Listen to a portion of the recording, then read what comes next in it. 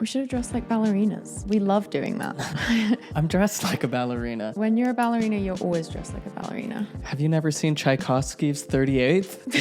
This is exactly How's everybody doing today? All you little ballerinas and ballerinos out there. People have been asking us to talk about this for a year, but I just felt like there was so much lore. They have? Yeah. You were not in the comments as much. But yeah, I've been seeing a lot of requests for this and like Instagram DMs and stuff like that. I feel like since the Times article came out, there's sort of like a lot to talk about. So Yeah, time to go with the times. so excited for this discourse. Just in case anyone's not familiar, Ballerina Farm is a husband and wife. The husband is like the heir to the JetBlue fortune, basically, like son of a billionaire. What's his name? Neilman? What's his first name? Josh or something? Of course. What's, Tiankim. Tiankum. Daniel. Daniel, okay. Functionally the same as Josh. So that's Daniel. And then Hannah, she was a ballet dancer at Juilliard and basically like gave up her dreams of becoming a dancer to be Daniel's wife. And now they're doing the classic billionaire thing of kind of cosplaying as, I mean, they're not even cosplaying as poor, are they? But like they have a farm and they're, you know, they're living with the land now in like Camas, I think it is. And yeah, they have this like massive farm and family business with like 43 employees. They've built this massive TikTok following. I mean, she has like 9 million followers and the appeal is it's not just like Mormons following her. It's like she kind of has mass appeal or had mass appeal because I think a lot of people in the modern world are like drawn to the quaintness of life on the farm. And it's like something different that most of us are not living out. So it's definitely like fascinating to kind of see how their lives function. Oh, and they have 8 kids, which just makes it all kind of insane. And they have no childcare. So she is like, you know, a mother to these 8 kids while doing all of these responsibilities around the farm and the business and making TikToks. And they like don't do ready meals. When I read that, I was just like, damn, feeding 10 people without doing ready meals or having like a cook or anything, that's got to be insane. But yeah, so that's kind of the general overview of who they are. By the way, she quit ballet dancing at Juilliard at what, like the ripe old age of 21? 21, and yep. began immediately having children on the clock every 9 months. They talk about how they always pray about when they should have kids if it's God time to have another one. always says yes. And he always says yes. Always 9 months after the last one. Crazy. He's a yes man for sure. He's a yes guy, yeah. Improv trained. God's a big yes and guy when it comes to Mormon kid rearing. Just another little part of the backstory. When she's at Juilliard, she or around that time she meets him, is initially not interested in him at all. He, in classic Mormon guy fashion, was like, I'm going to wear her down, you know, as per the advice of multiple apostles, I think, at General Conference. Oh, that's always their story is like, she didn't want to go out with me, but I kept harassing her and showing up where I wasn't invited until finally she couldn't say no anymore. And then we got married and I started, you know, pumping her full of children until she wore out. It's giving Sam harassing Charlie in her Columbia philosophy class. Absolutely. So yeah, 6 months late after, you know, he initially tries to ask her out. Because he's the heir to the JetBlue fortune, he basically arranges to be sat next to her on a flight that she's on, and thus began their first date. Is kind That's of how what the article says. I'm like, that's not a date. You can't have a non-consensual first date. You can't count that.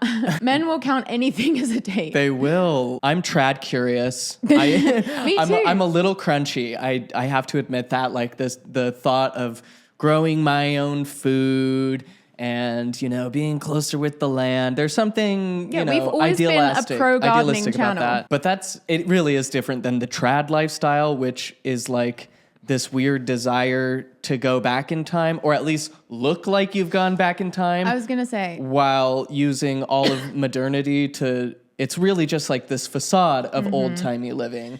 Yeah, that's kind of the first thing I wanted to touch on is just simply the fact that this is not like traditional living. I mean, I suppose the fact that they're farming could be considered traditional, but the agricultural revolution is like the last 12,000 years. More recent than that even. Maybe I should try and pull up that TikTok. I believe civilization as we know it is like 5,000 years old. Human beings have existed with our same neurochemistry and everything that that humans are like now has been this way for like 200,000 years.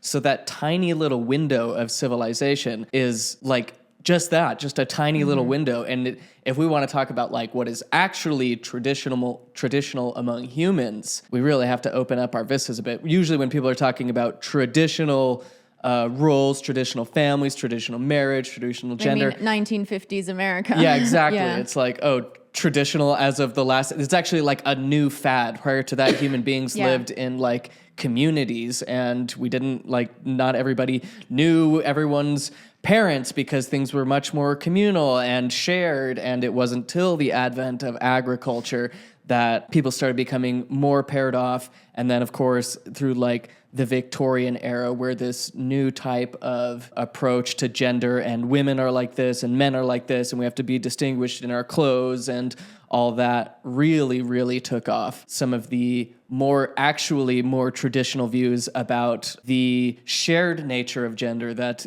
on the masculine side possesses some of the feminine, and the feminine possesses some of the masculine, and there's these blends and third genders or two spirits, or all the various terminologies that have existed over the millennia. What we're talking about is a very new iteration of human living. So even calling it traditional is a misnomer. Quick factual note on trad wives. Nothing against it, but I have degrees in history and anthropology, and this very skewed one-parent, one-provider lifestyle is only trad if you have a very narrow view of what trad means. For about 95% of our species history, we've lived as hunter-gatherers, and if you look at modern hunter-gatherers, men and women are both generally economically productive and parentally involved. Calories are the original income. Typically, women produce substantial calories in these groups, sometimes producing most of the calories, sometimes as much as 75%. And on the parenting side of things, male care for offspring is generally quite high among these groups. Famously, among Yaka, a father typically spends half of his time in reach of an infant. So it seems more than likely that our ancestors largely ran a dual income, dual parent strategy. And seemingly, the West has rushed back to this state after a brief period away from it, a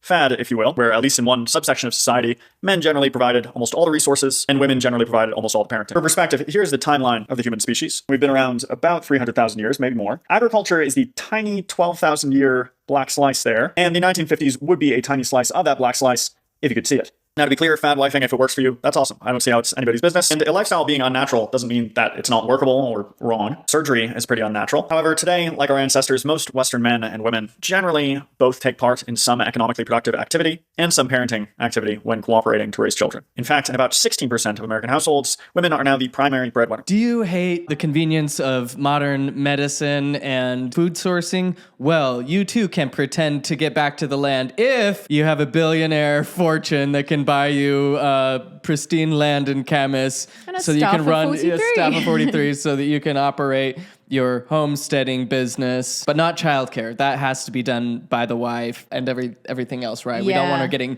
too independent in all this. Yeah, a lot of their house, for example, they're supposed to be getting back to the land. They're supposed to be kind of going rustic, but like the amount of money that had to go into like making their house like that, and people keep pointing out like the Arga stove, which is just like obscenely expensive, and it's just a way of living that is like completely inaccessible for most people. Also is not more sustainable.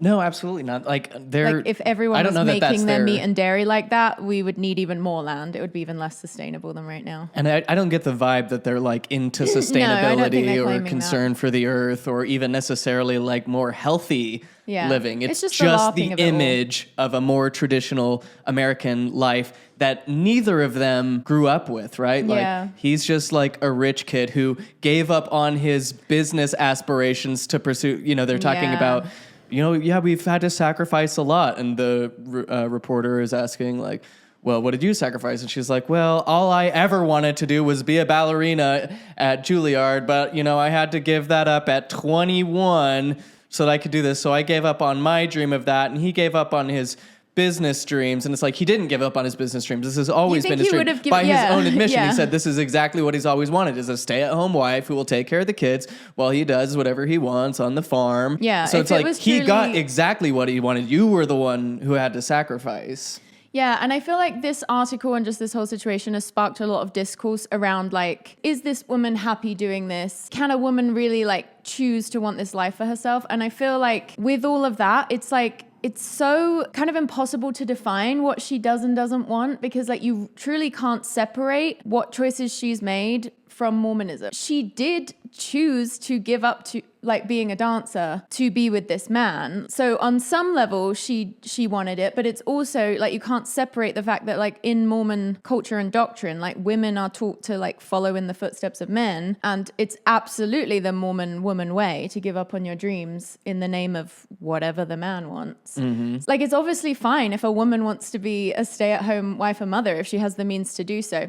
But I see her as very different even from, do you know who Nara Smith is? No. She's like another so-called trad wife who's kind of trending right now, but I don't really see her as a trad wife. I feel like she's just someone who's like not very orthodox Mormon and just happens to really love cooking. And that's like, she basically makes these really extreme she'll like make Coke from scratch or like make bubble gum from scratch or things that you would never need to like put 6 hours into. Things that you would never need. And I don't, yeah, exactly. But I just get the sense from her that it's like, it's just fun for her to make the content. And I think she genuinely enjoys cooking. It doesn't seem like it's coming from this, even though she did like get married at 19 to like a 21-year-old, which in and of itself is like kind of very Mormon. It doesn't seem like they're very orthodox. Yeah. So I even see her as like very separate from Ballerina Farm, where there is like explicit expectations from the husband. Like this is his dream that she is living out. Whereas it seems like with Nara Smith, it kind of seems to be just her own creative impulses she's following, as far as I can tell. If you guys know more than me, let me know. Yeah, I mean, I got friends who bake sourdough bread every day and they film it and they show it and it's like just fun. I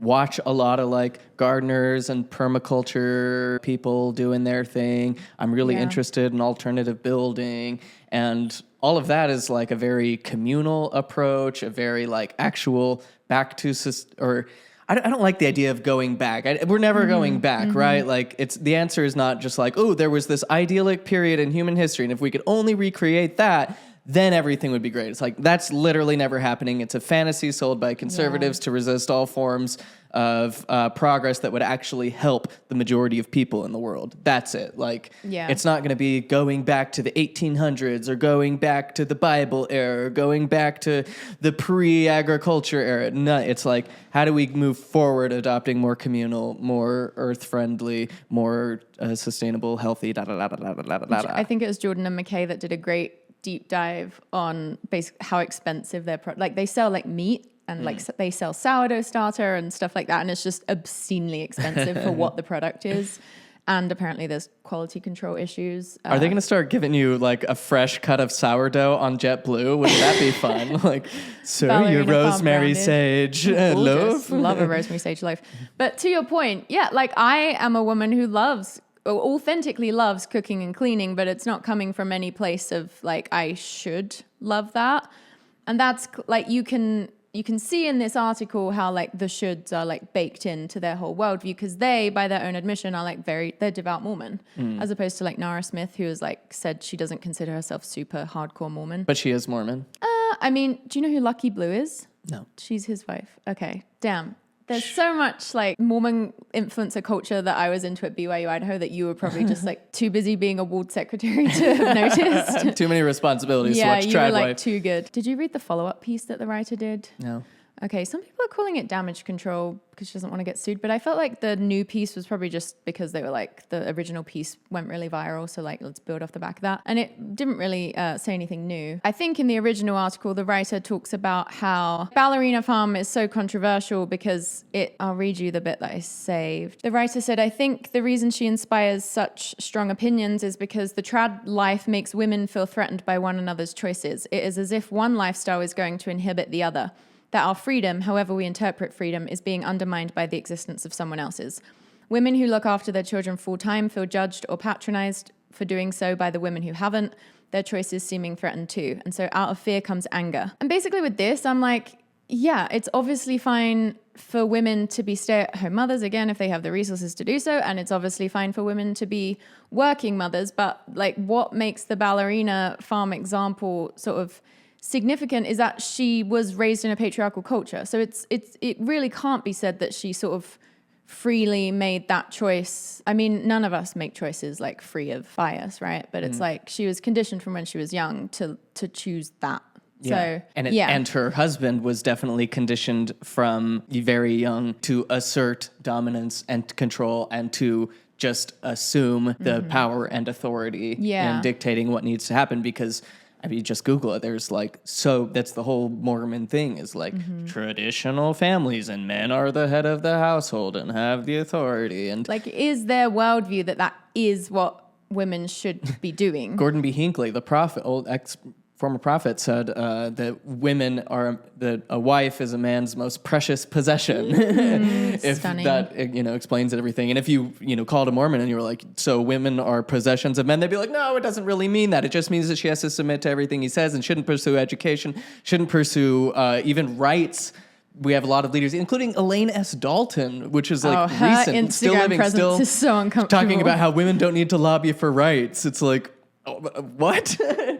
Like, even if you want to be a mom, you should still be allowed to vote. Have you seen all of Elaine S. Dalton's? She'll do like TikToks or like reels, but They're like really hard she to like watch. starts standing still and then starts walking, and it just makes me so uncomfortable. I used to love Elaine S. Dalton when I was Mormon. Something I noticed in the second read through in the article, obviously the author is like a little bit taken aback at some of the overt and covert sexism at play. She's never like, these are like horrible people. Because she's a British journalist, so right? it must like, have come out. I know, I was like really surprised that Hannah and Daniel, Josh, even allowed like a British journalist to come. In America, there's still like a precedent for that like lifestyle, way more so than there is in the UK. Like again, people can still choose to be stay-at-home mothers in the UK, obviously, but also in our like modern economy, most people like need dual incomes. English people do not have as many children. It's just got to have been a crazy difference between the two women. Yeah, and one of the things that she notes throughout the article is like, she'll be like, well, how does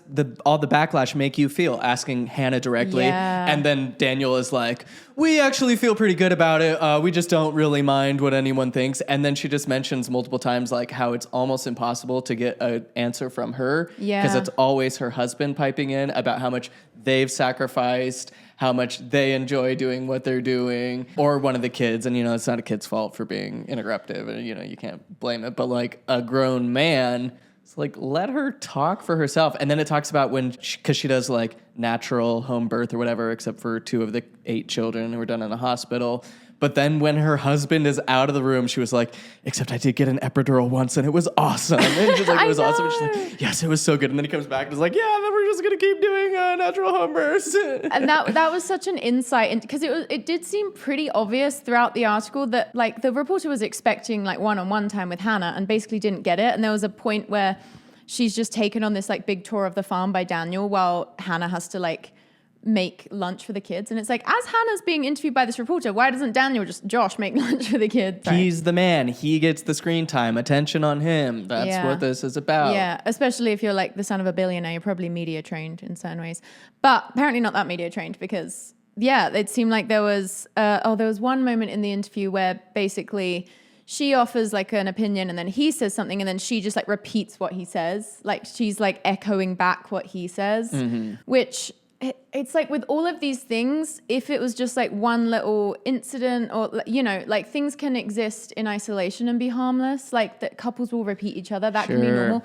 But like the picture the article paints is definitely like one that we're both familiar with from our time in Mormonism, which is like, he is like the head of the household, obviously. And though it sounded like his dream was for him to just be running a business, pretending to be, a woodsy farmer, and maybe he does a little of the handiwork too. I think he probably does. Yeah. It's probably but really then she fun was like, when you've "No, never had to do it out of economic necessity." Maybe, yeah. She's like, "No, we're going to be co-CEOs." That's how they describe themselves. Yeah, so that men sounds love saying cool. that though, don't they? I mean, it's better than the alternative. It shows maybe a little bit of like, but like the evidence that they're evenly yoked in terms of is just not there, from my opinion. Like even the fact that she wanted to date for a year once they did start dating. Yeah, she wanted to date for a year, and he was like, "That's not no, gonna work. I want to get married in a few months." So he basically just like rushed her into a decision that she didn't want to make for another year.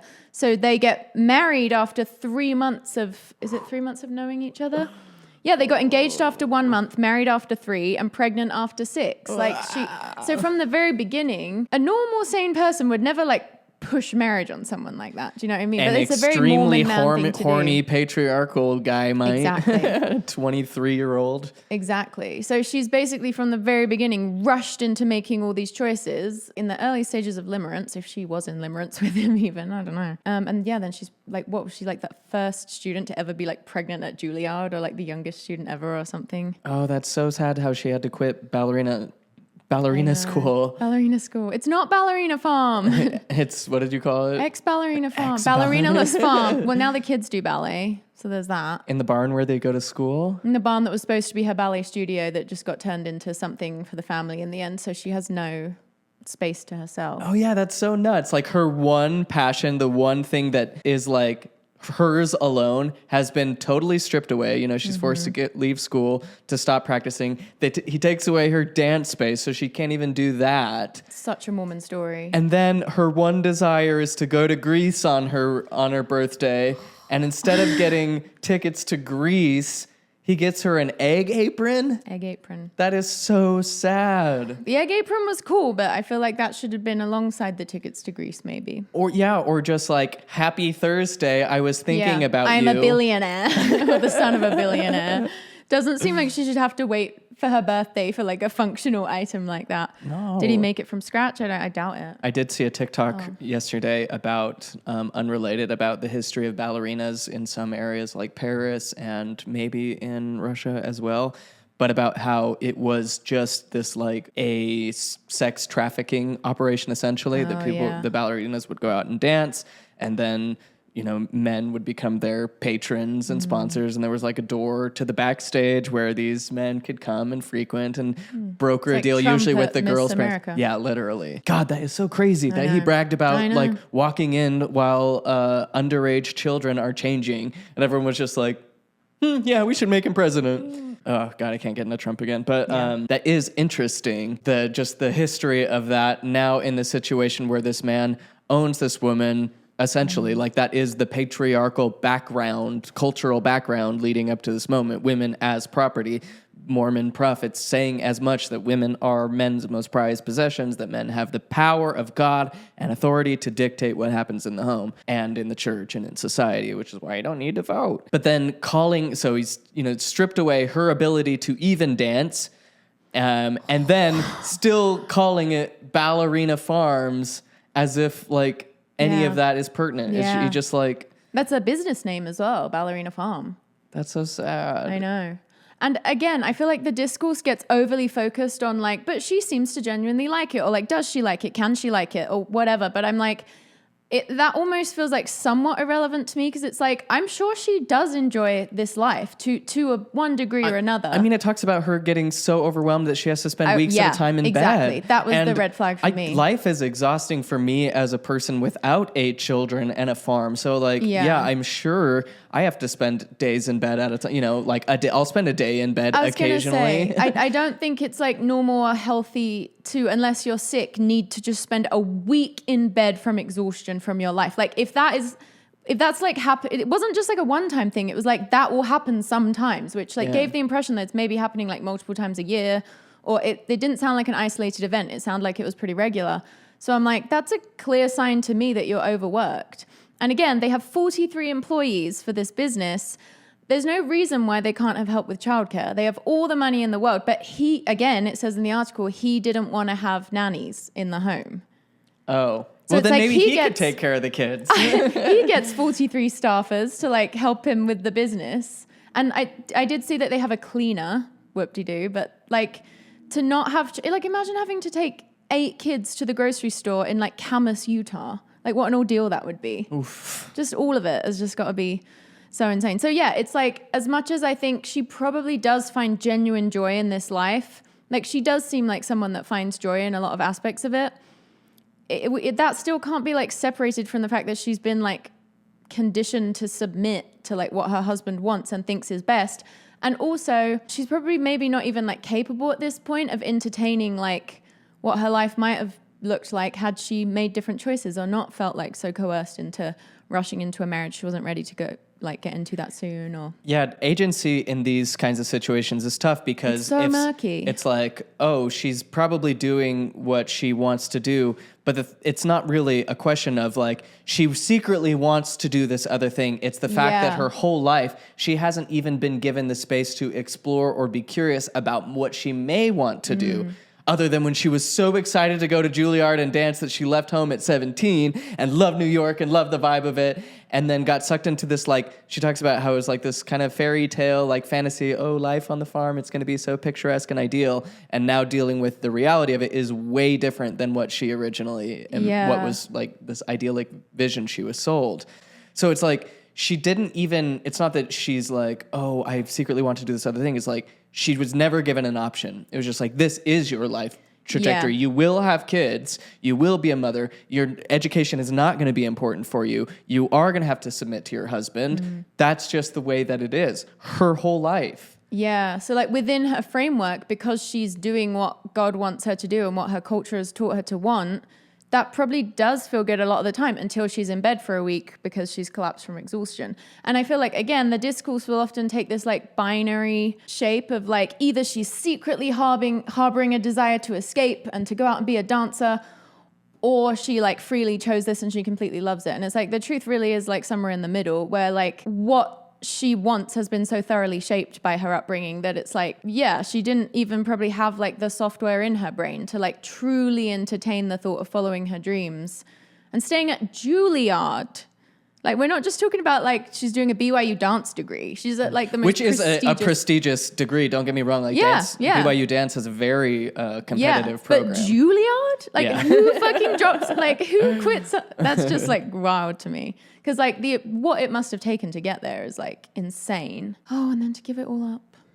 And it's fine. Like people, like I have friends who like I have a friend who was a ballet dancer growing up and like had to give up on that because of an injury, or like people give up on like their youthful dreams all the time, and it's not necessarily a bad thing. Sometimes it can be like healthier. Like ballet is like a brutal industry, and like, you know, there's pros and cons to everything. So I don't want to like romanticize it like just because you had a dream at 20 that you should definitely have played it out, otherwise you're in like an abusive relationship. It's not that simple, but it does just seem like all the signs are there that she was like rushed into making a decision. She was like, she's met this man and after 6 months she's pregnant with his child, and then they're not using birth control, and at every turn her desires are always being submitted to his. It's like the thing of like, oh, we always she said I always ask God if I should have another baby, and it's like, well, every time she prays she gets the answer yes. Well, why? Because like that's what Mormons are taught. We had apostles come to our college and tell us that if you're married in college, which you should be, by the way, that's not a problem, you shouldn't let being in college or like financial insecurity stop you from having as many kids as you can in college. So which it's like, of course God's going to say yes every time you petition him if that's what you've been... So it's, again, it's not like this conscious thing of like, yes, I want to have 8 children. Like she's never probably even allowed herself to be like, how many children do I genuinely want? Because like Mormon women are just taught to be like as many as God will allow. Uh-huh. And, you know, from a traditional standpoint, it makes sense. Like, if you're a peasant serf in the 1600s, it makes sense that you want to have as many kids as you can to help you work on the farm, to ease the load. Half of your kids are going to die before reaching adulthood anyway. The woman might die in childbirth. All these, like, infant mortality rates are so much higher the further back you go. Though now it's all decreasing in the U.S. Riddle me that. But nowadays, like, we don't deal with that as much. The whole, like, we need to have quivers full of children is, like, based on this outdated model of human society, which is why this whole, like, trad thing is such a farce, like, and why it feels so empty. Because it's like you're selling a thing that doesn't exist, that is no longer relevant in today's world, for this sense of escapism and moral purity. They talk about how they're like on God's errand a little bit. I'm like, why? What does God have to do with this? God like, said eat meat sparingly. Subjugate like cows so that you can cosplay farmers for your Expensive social media ass following meat. That's bringing in like most of your money. Like, when you don't even really need to earn money because you're the son of a billionaire. Work? Yeah, exactly. Again, as you said, in the past, like a lot of children would die as infants. But now with what we know about like child development and these giant families, is that the older kids get parentified, which is objectively harmful for them. So you're having more kids, but like a lot of the time you're like sacrificing the quality of these children's development in service of that dream with like the pretense of like the delusion of moral purity. And I'm not like throwing any accusations at them in this sense. It just seems to be you can't have like 8 kids and not have the older kids be parentified. It seems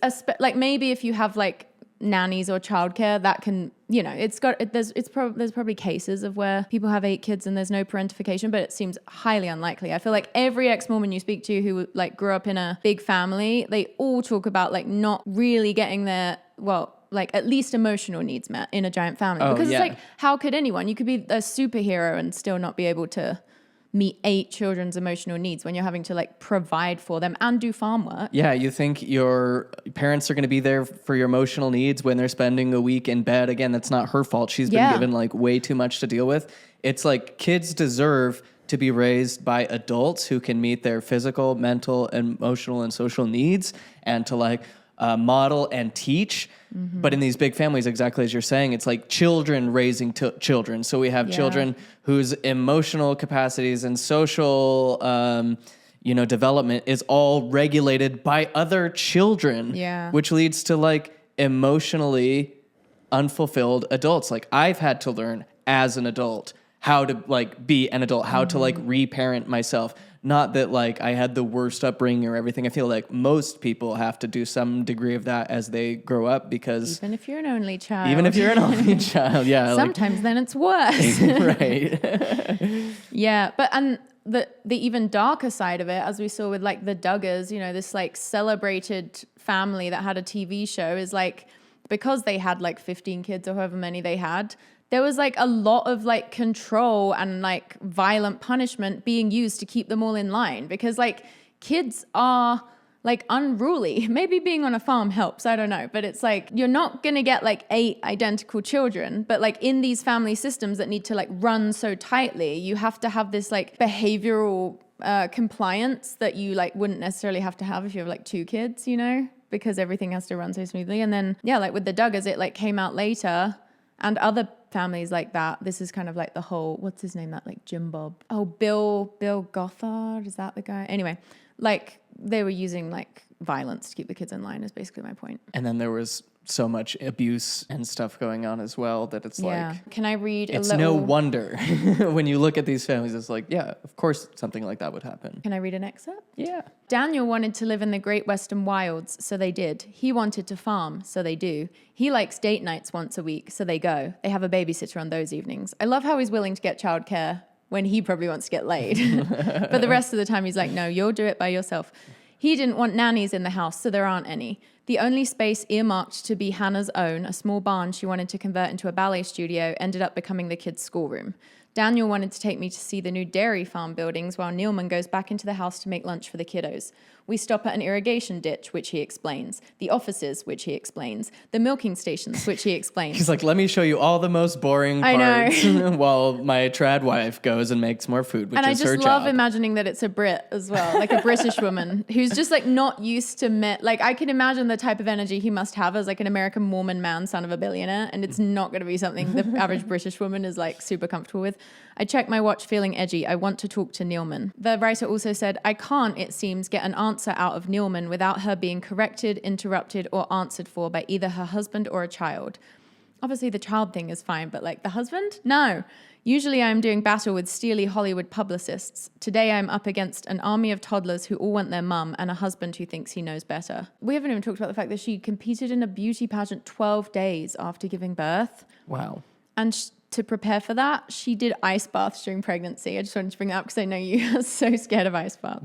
It's true. Undeniable fact, she is a stronger, better person than me. They're just, all things considered. Wim Hof would be so proud of that. Wow. It's like highly possible that she, gets tons of joy out of participating in these beauty pageants. She enjoys like the discipline process of like doing ice baths during pregnancy. But it also just feels, well, I guess her as a person coming from a ballet background as well, like she's obviously highly disciplined. How much has she ever allowed herself to not be? Because the culture she's coming from really prioritizes like excessive discipline and like rigorous suppression of any instincts that are too wild. Yeah, has she gone from performing for an audience to performing for her husband and a TikTok audience? Is it just... That's good. And then I just thought of another thing that's good, which is like, do these Mormons, because their wildness is so suppressed, like in their lives, they like are more drawn to seek out this like experience of wildness on the farm?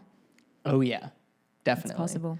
I found the whole like barn education a bit disturbing, though unsurprising. Like, I went to a predominantly Mormon, it wasn't like explicitly Mormon, but was all ran by Mormons, charter school.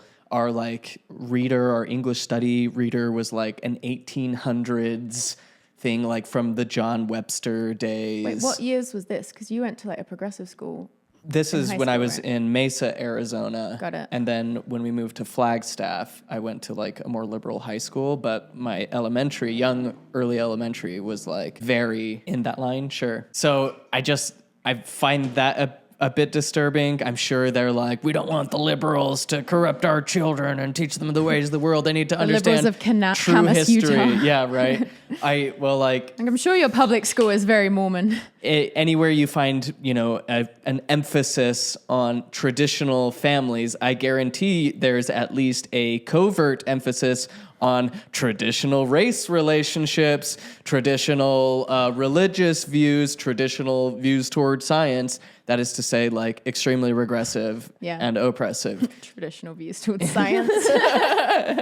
Burn the witches. If you haven't watched our collab with Dan McClellan, we asked him about this concept. He's a Bible scholar. We asked him about so-called biblical womanhood, and he didn't hold back, though he's, again, a scholar of the Bible and a Mormon, or like an active member of the church. He basically told us there's no such thing as biblical womanhood. There's not like one standard in the Bible of how women should be. That's just something that like Americans have co-opted, not just Americans, but... Again, we're so good at that. Oh my God, we're such a dumb country, just across the board, myself included. We're like, only 200 years old, which in the history of nations is like a preteen, and we have all the guns. We are the archetype of the disgruntled teenager in the school with a gun. Like, that's our role in the world school. Like, so still burdened by everything that has been, we... Paranoid constantly. Very like, this is my section of the playground. Don't come in. Like, America really does have like the psyche of a teenager. Like, yeah.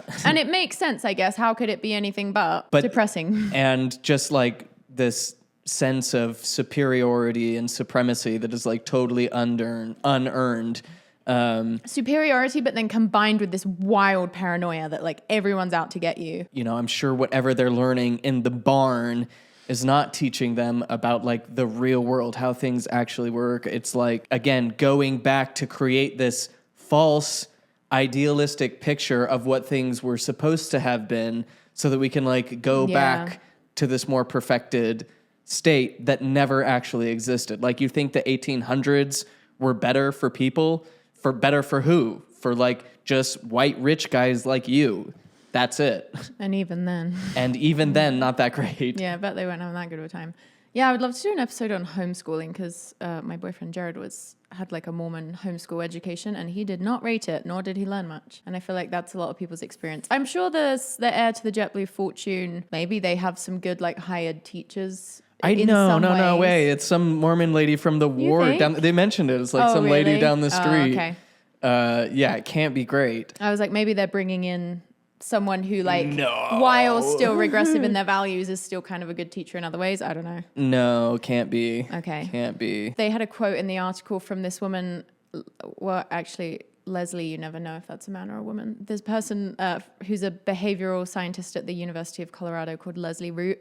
And the quote is, "Tradwives are seen as a counterculture against the rot of low birth rates. This isn't isolated. It is part of a wider political anxiety that I am worried might ultimately end in attempts to circumscribe women's lives." Oh, totally. Very Handmaid's Tale. It's not even like conspiratorial to say that. That's literally like the great replacement theory that even people like Tucker Carlson, who was the most watched show on Fox, who still has like a gigantic following, all the Project 2025 stuff, like all these people are very invested in this idea that white people are being outbred. So we need to take away women's rights to contraception, abortion, voting, so that they can't, assert their desires or needs, that they're just relegated to being birth portals, so that white people can continue outbreeding all the brown people who want to take over the world. Like, that's the heart of it. In the article, correct me if I'm wrong, wasn't there a bit about how the church that Daniel was like explaining the church's stance on abortion and how it's more lenient than it is in some states because the church makes exceptions in cases of rape or incest. While I'm obviously glad that the church makes exceptions for rape and incest, I'm like, it kind of shows the inconsistency of their own logic, because it's like, if God's able to like presumably divert those souls somewhere else in cases of rape or incest, couldn't he do that in all cases? Like, it drives me mad that Mormons are against abortion, because I'm like, what's your reasoning? Like, surely you're not assuming that God's gonna like punish a fetus. Like, you believe everyone before the age of 8 instantly goes to heaven anyway. So like, what's the issue? Yeah, an abortion, if that was when a spirit was in the body, like from conception, which Mormons don't even believe, which is not a biblical idea. The Bible has teachings surrounding abortion, and it's never like, thou shalt not. It's like, here's when thou shalt do it, and here's how thou shalt do it. And that a person becomes a person receives the spirit, their spirit, with their first breath. Breath meaning spirit. And so this idea that like there's a whole soul living in there and you've killed that soul. It's like, well, first of all, that soul by your own teachings would have gone straight to the celestial kingdom, which is your point. So I guess you did them a favor. That's like the biggest win ever. It's they didn't even have pain receptors, so it wasn't painful. Yeah, they had no sense of selfhood or ambition or desire or anything. I feel like that's why they don't like it though, because it undermines their whole thing of like, you need to suffer and prove yourself to deserve to go to the celestial kingdom. But it's like, but you don't. You obviously why? Our camera died while we were ranting about abortion. But moral of the story is a free pass to heaven sounds great. And I don't know why we're fighting it, Mormons. Again, nothing wrong with farming necessarily. There's a few things wrong with certain types of farming for sure. Meat and dairy farming, yeah. Nothing wrong with, filming yourself, making your sourdough and selling your starters. I love content like that, yeah. Nothing wrong with any of that. But underlying all of it is this religious view that what you are doing is the right way. Feminists, like she even talks about it in this. She's like, "Are you a feminist?" And she's like, she nearly she's said like, she "Yeah, was." Feminism. What does that even mean these days? I just like really like being a mom." And it's like, feminism means that women have autonomy and a right to assert their needs, desires, values, and pursue their own happiness. That they should be allowed the freedom to do what they want to do with their lives. So if that is making sourdough videos and raising your 8 kids on a farm, that's totally within your right. Welcome to feminism. Congrats, you made it. But it's also that people who don't want that, and there's a lot of people who don't want that. There's a lot of people who don't want kids, who can't even have kids. So to be like, my way is the right way, and what God wants is for every woman to be a mother and to have kids and to stay at the home, is not only just like, steamrolling personhood of women to make choices and act as agents for themselves.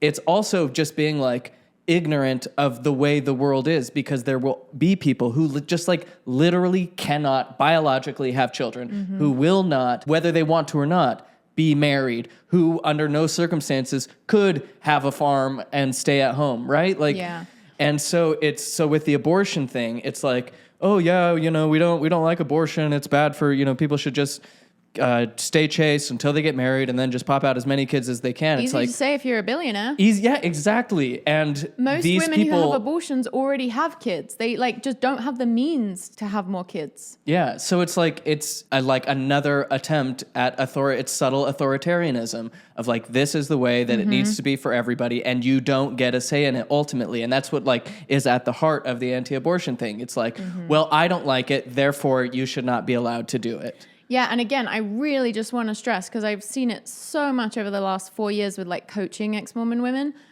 as they're like navigating their deconstruction. So many Mormon women literally like don't possess like the mental software to genuinely ask themselves what they want. And that's why it's so tough, is because if you ask someone like Hannah, is this what you want? She'll probably say, yeah, I love this. I chose this for myself. The average Mormon woman, and the average woman under patriarchy who's like fully bought into the ideology, like may not have any awareness that she's like not happy within it, or like may feel that she's happy because like within what she's been taught happiness should look like, it like fits it, or you know what I mean? It's like, it's such a complicated thing, because if you're raised in a culture where you don't possess the ability to earnestly ask yourself what you want, because you've just been like handed such a narrow range of options, really just one as a Mormon woman, which is like be a wife and mother and stay at home ideally.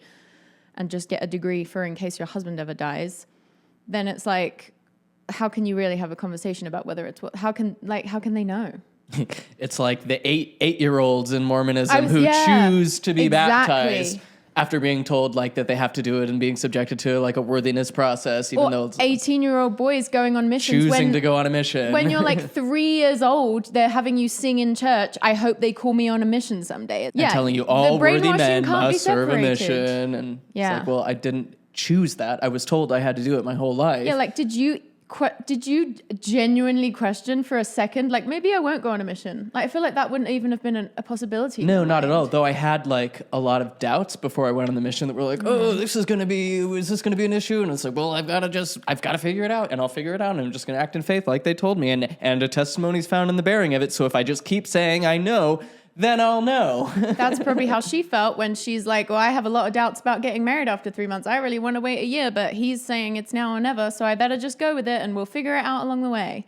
But it's like, you're not going to figure it out along the way because then you're locked in to like a lifelong commitment, and divorce isn't okay. Like she doesn't deserve any hate. She's not, right. Like from anything I've seen, there's nothing about her. I haven't even seen her be like shameful of anyone else. I'm actually even surprised that she nearly said that she was a feminist until she like interjected and was like, ooh, my ward will get pissed at me if I say that. Yeah. That she like realized the ramifications. Like I was actually impressed even with that little bit. And she does seem like very with it. When I like watch her, she seems like a smart woman. And obviously she like, to get into Juilliard and stuff, you obviously have to be something. Well, this is why like the conservative political movement, sorry to always be coming back to politics, but politics is relevant to everybody because it's just the intersection of power, and the factions that are trying to keep women disempowered don't want women to be educated, don't want people to be educated, certainly don't want minorities to be educated, or, you know, try to keep education as exclusive as possible.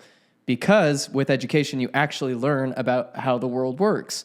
And so if this guy can keep his wife out of school, she's never going to be wondering about what could have been or how other people are living.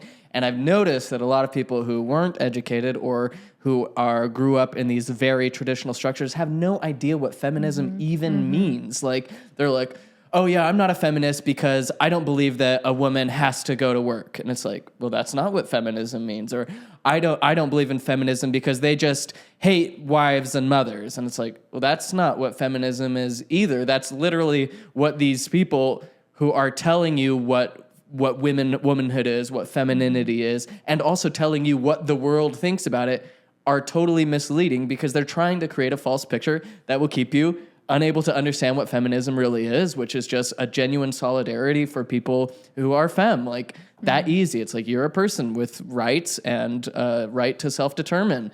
Yeah.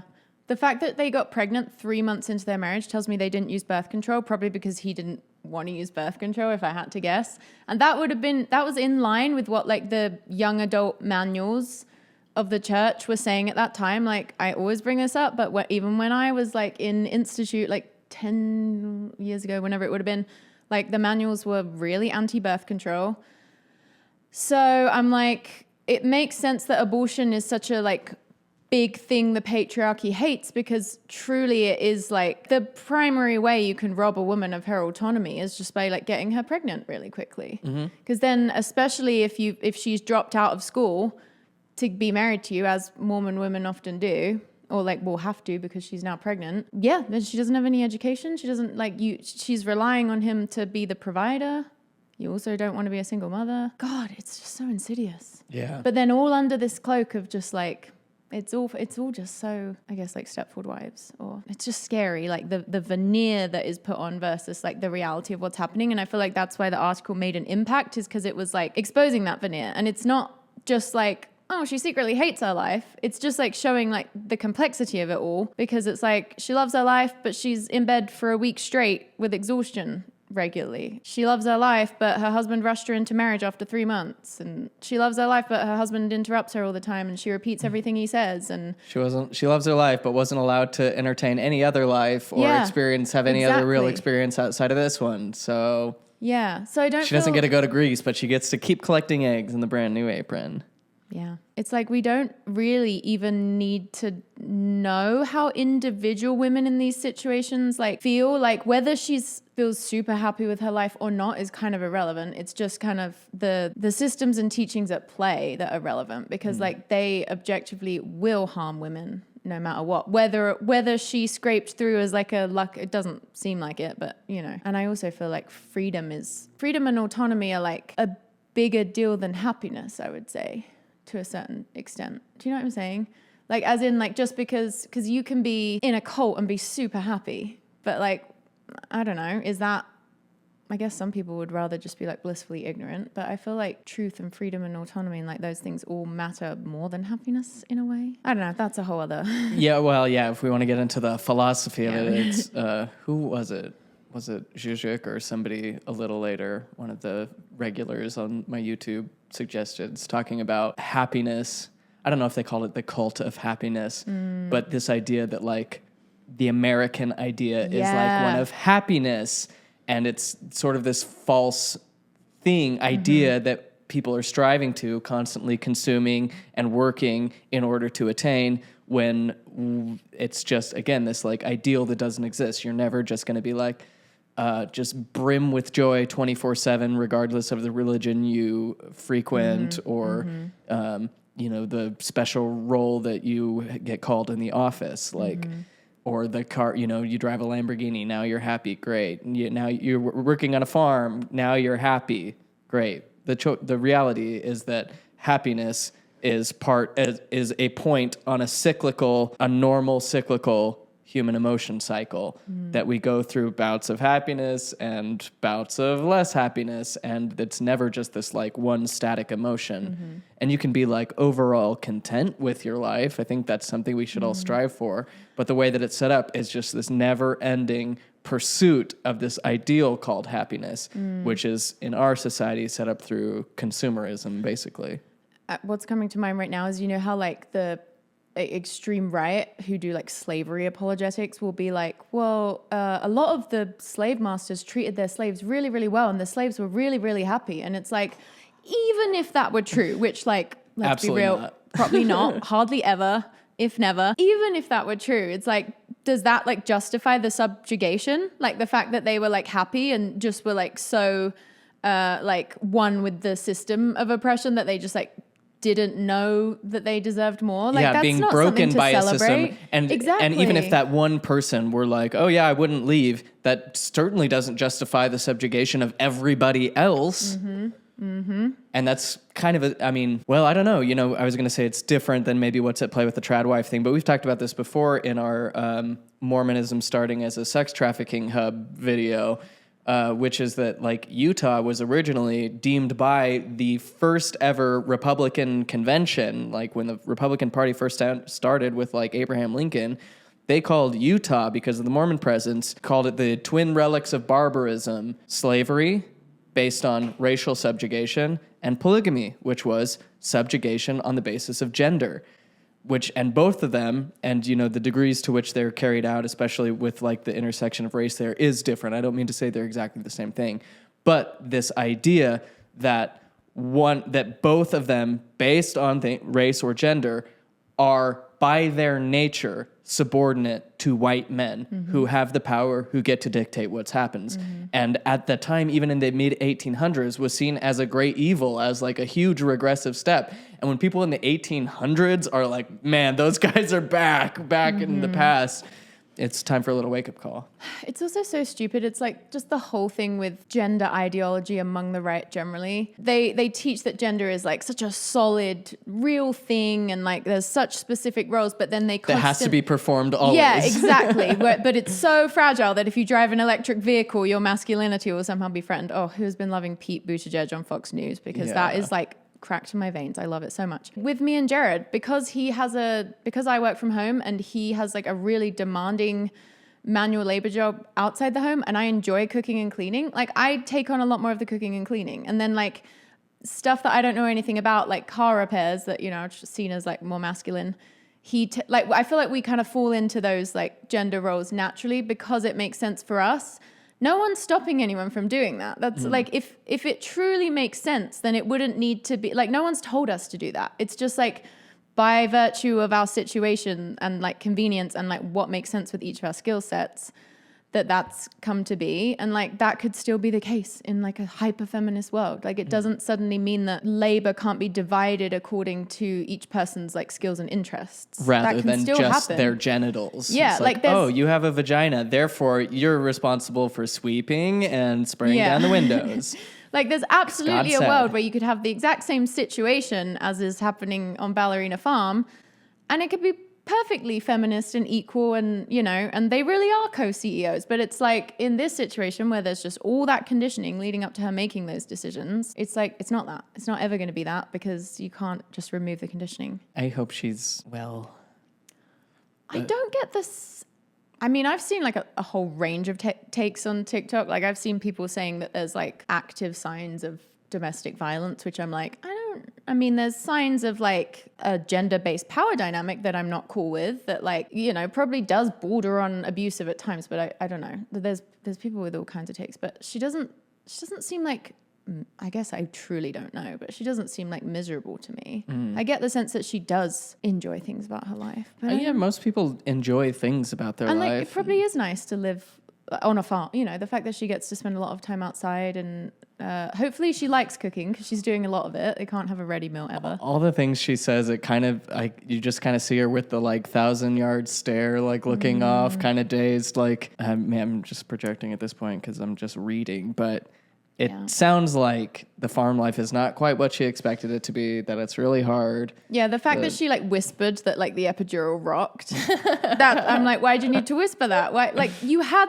to have an epidural because you were in the hospital or whatever. Like, why would you need to hide that fact from your husband? He just happened to not be there that day, so she was able to get an epidural. The kids talking about how the only thing they're allowed to watch is Little House on the Prairie. Oh, and yeah, it's so billionaire LARPing. It's crazy. But also the fact that these kids are social media stars, but they're not allowed screens is like, yeah, that's really dystopian. Are they getting showed a lot on the TikToks and They're stuff? in the content, I believe. Yeah. That always worries me. It's Oh, always yeah. like a Me too. orange to red flag for me. She doesn't like dress like a Mormon when she does her competitions. I thought that too. It's like funny how it's always about the Mormonism and we're being on God's errand, except for Also, she really is so stunning. yeah, she's gorgeous. As again, someone who is interested in sustainable agriculture and Which that's not.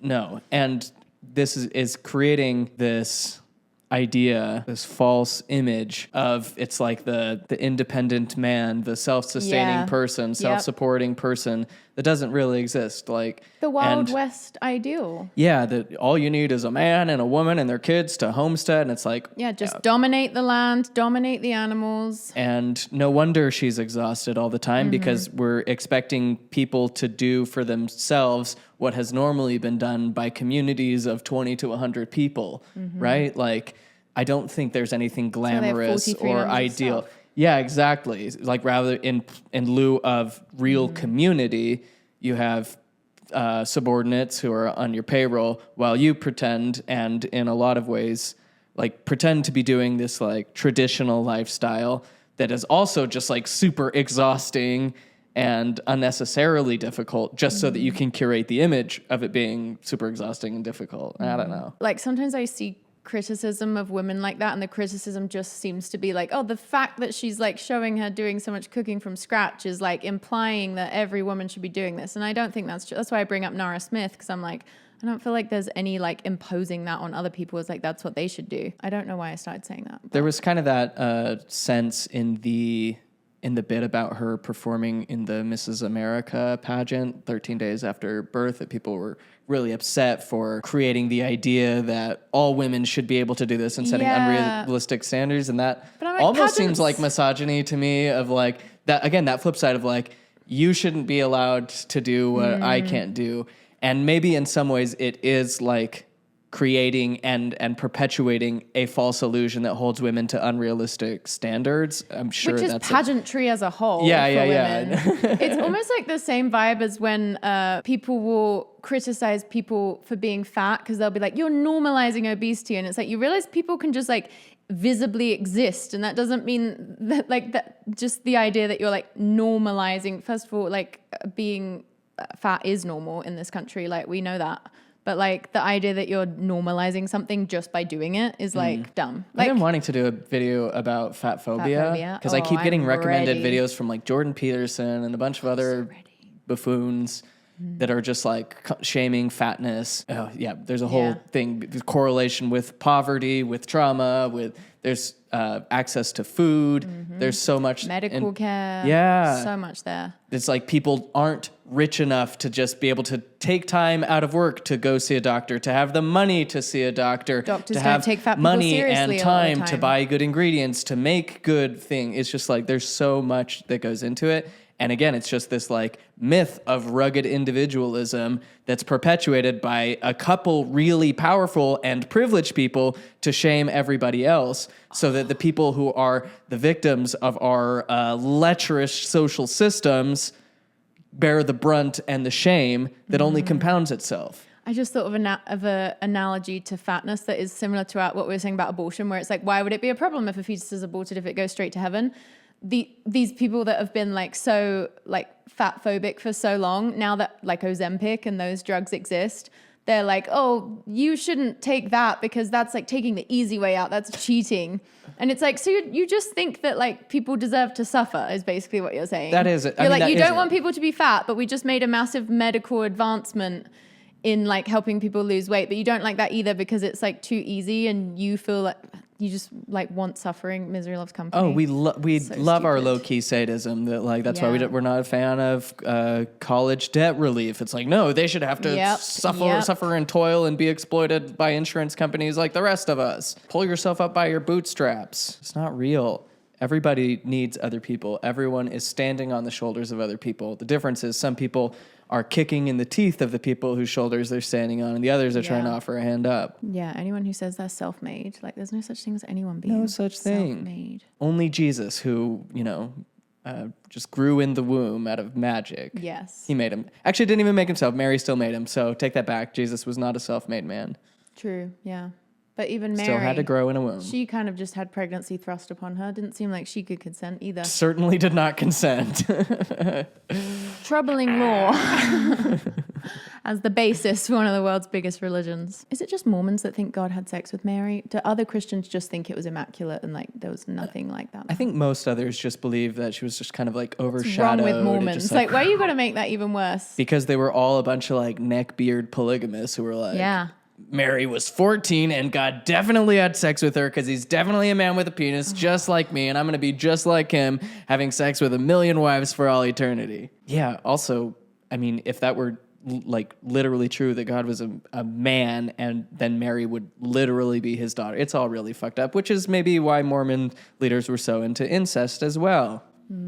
God, Mormon history is so dark. So much incest. We're living a pure life on the farm, getting back to the land, traditional, like they did it in the olden days. No modern conveniences. We can't have a nanny. We can't have ready meals, but we can still have makeup. You can't have ready meals, but you can have makeup. I'm just like, where's the logic there? Like, what's makeup doing really but like, enhancing your beauty for your husband and yourself, but like whatever, versus like a ready meal would save her so much time and effort and might help her not collapse in bed for a week with exhaustion, and that would probably do her kids good. Curling her hair, like all that. Again, I have zero issue with it, but it just adds to like the LARPing vibe of just like these rich people doing this thing. It does say in the article that she has like, she's aware that her lifestyle isn't like actually traditional. Got it, yeah. Which is nice to hear, even though Daniel's like, yeah, if they want to call us that, we call us that. And she's like, I'm not really traditional. Like, we're both CEOs, remember? And like her income and all this is through social media and very like unconventional new market approaches to work and finances. These sourdough loaves are gorgeous. That looks beautiful, like, oh my God, I want that. It does seem like there's like, it's a genuine creative outlet for her to do a lot of this stuff. Is the vibe I get. I could be way wrong, but... Where's the ballerina aspect of it? Does she ever dance for her the husband camera? wearing pit vipers? Yeah, she does like... I've seen her do like tiny bit of like dancing in the fields, but it doesn't seem like it's a big part of her life anymore. Glad the cows are getting a good show. Hopefully one of the kids plays tuba and can really entertain them. Yeah, now the kids are doing ballet. Oh. I wonder how that feels. Let's wrap up there. Do a little plie and Yeah. scurry off. First things first, guys, if you like this video and you want to help us keep the channel going, you can support us on Patreon, where you'll also get bonus content like us reading 10 Issues Among the Nephites. But even if you don't want the bonus content, we could really use your support. You can also Venmo pressure. us. And You can, or you can send a PayPal donation one time or monthly. It's totally up to you. But we do rely on our monthly donors to keep the channel going, and we lose them every month, as is kind of typical with being content creators. So we have to replenish. We need new converts every month, you guys, or the channel goes under. So please be one of them if you want, if you can. And then we'll never live our dream of being ballerinas. Well, are you down for the trad life, or are you pursuing a more traditional lifestyle, living in the forest with a group of 50 to 60 friends, sharing the burdens of survival in the woods? Everybody wants that, but I just really struggle to believe that like a cult-like social structure doesn't just emerge no matter what. That's what stresses me out sometimes. Even Love Island, I'm like, when they've been in the villa for 6 to 8 weeks, I'm like, things are getting really Lord of the Fliesy. Like there's so much, like humans are just... I'm definitely not like an isolationist. I follow or watch a lot of stuff on eco villages and again like alternative sustainable living and all that. And like the ones who are like, we're living off grid with just like us, 15 people. I'm like, that sounds like hell. Yeah. If it's like close enough to civilization, you need like, I don't want to be emotionally enmeshed with a commune. I just want to be sharing a community hammer and planting food together. Yeah, there's some in England actually, or in Scotland, like some of the oldest eco villages that seem really cool. I wonder what we'll see next from Ballerina Farm. It'll be interesting. She's not doing anything wrong in her content. Yeah. It's just like, we love you, girl. You should find ways to dance. Yeah, get to Greece. Get to Greece and dance in the streets somehow. Have your Mamma Mia moment. Hey, thanks for watching. This has been great. Can't wait to read all your opinions in the comments below. Love you. Bye.